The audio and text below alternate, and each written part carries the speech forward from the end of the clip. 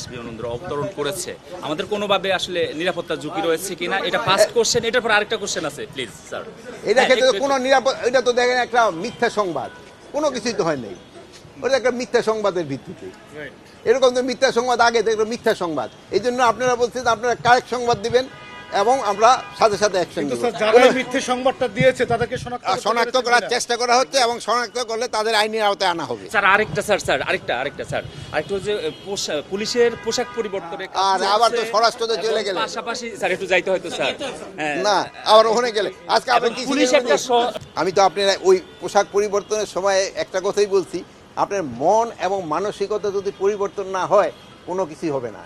পোশাক দিয়ে তো হয় না, মন এবং মানসিকতা পরিবর্তন হয়। আমাদের থেকে দুর্নীতিটা কমাতে হবে।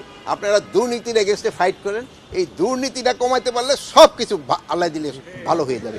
দুর্নীতি হলো আমাদের এখানে সবচেয়ে বাংলাদেশে সবচেয়ে বড় সমস্যা, এটার উপরে আপনারা ফাইট করেন, এটার উপরে আপনারা ফাইট করেন।